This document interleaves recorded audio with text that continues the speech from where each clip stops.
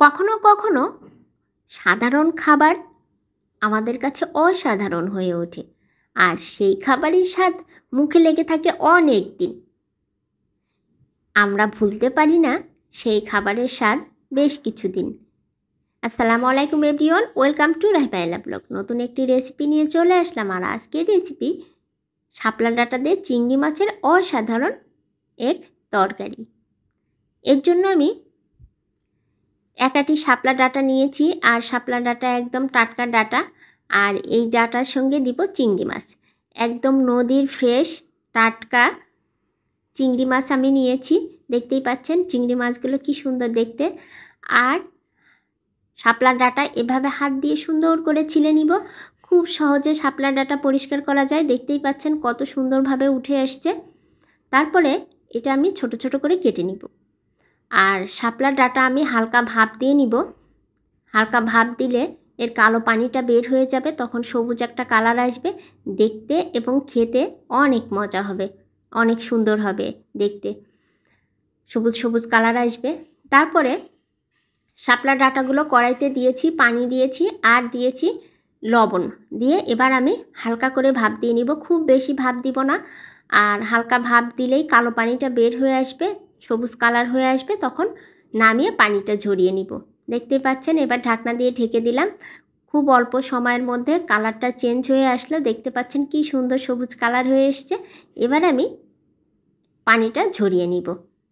আর এই শাপলার ডাঁটা খেতে কিন্তু অনেক মজা লাগে। যারা খেয়েছেন তারা তো জানেন, আর যারা খাননি তাদেরকে বলছি পুরো ভিডিওটি দেখবেন আর বাসায় এভাবে একবার করে খেয়ে দেখবেন কতটা মজা, অনেক মজা। আর এই শাপলা ডাঁটা কিন্তু ইলিশ মাছ দিয়েও খাওয়া যায়, অনেক মজা লাগে, অনেকে শুটকি দিয়েও খান। তারপরে পেঁয়াজ আর কাঁচামরিচ তেলের উপরে দিয়ে দিলাম হলুদ লবণ মেখে রাখা চিংড়ি মাছগুলো। আর চিংড়ি মাছ খুব ভালো করে ভেজে নিচ্ছি। চিংড়ি মাছটা অবশ্যই তেলের উপরে ভাজতে হবে, না হলে কাঁচা কাঁচা গন্ধ করবে, খেতে কিন্তু ভালো লাগবে না। চিংড়ি মাছটা ভাজা হয়ে গেলে দিয়ে দিচ্ছি আলু।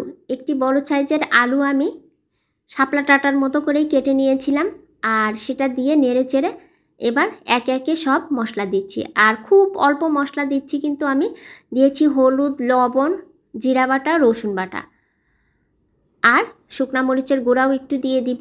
আর কিন্তু কোনো মশলা আমি দিচ্ছি না। অনেকে আদা বাটা দিয়ে থাকেন, আমি আদা বাটা দিইনি, আপনারা চাইলে দিতে পারেন। আর তারপরে নেড়ে চেড়ে মশলাটা কষিয়ে নিয়ে এবার আমি শাপলা ডাঁটাটা দিয়ে দিচ্ছি। দেখতে পাচ্ছেন কি সুন্দর কালার এসছে। আর শাপলা ডাঁটা ভাপ দেওয়ার পরে কিন্তু একদম কমে গেছে, একদম অল্প হয়ে গেছে ডাঁটাটা। তারপরে নেড়ে চেড়ে কষিয়ে এবার ঝোলের পানিটা দিয়ে দিব। আর ঝোলের পানিটা এমন পরিমাণে দিব যেন খুব বেশি না হয়। শাপলা ডাঁটার আজকের এই রেসিপিটা একদম গায়ে মাখা মাখা হবে, সেভাবে আমি ঝোলের পানিটা দিয়ে ঢাকনা দিয়ে ঢেকে দিয়েছি। তারপরে কিছুক্ষণ রান্না করার পর যখন ঝোলটা কমে আসলো, একদম গায়ে মাখা মাখা হয়ে গেছে, এবার আমি ভাজা জিরার গুঁড়া ছড়িয়ে দিলাম। আর ভাজা জিরার গুঁড়া ছড়িয়ে দিলে কিন্তু খেতে অনেক মজা লাগে, সুন্দর একটা ফ্লেভার পাওয়া যায়। ভাজা জিরার গুঁড়ার ফ্লেভারটা কিন্তু অনেক সুন্দর। তারপরে রান্না শেষ, এবার আমি একটি সার্ভিং বলে তুলে নিচ্ছি। দেখেন কি সুন্দর দেখতে হয়েছে আজকের রেসিপিটা, একদম সবুজের মাঝে লাল, দেখতে কিন্তু অনেক সুন্দর হয়েছে, আর খেতে আরও বেশি মজা হয়েছে। যারা এখনও এই রেসিপিটা খাননি একবার বাসায় খেয়ে দেখবেন, এর স্বাদ আপনি ভুলতে পারবেন না অনেক দিন। খুব অল্প খরচে, খুব অল্প সময়ে সহজেই করা যায় এই রেসিপিটা। ভালো লাগলে অবশ্যই বাসায় করে দেখবেন।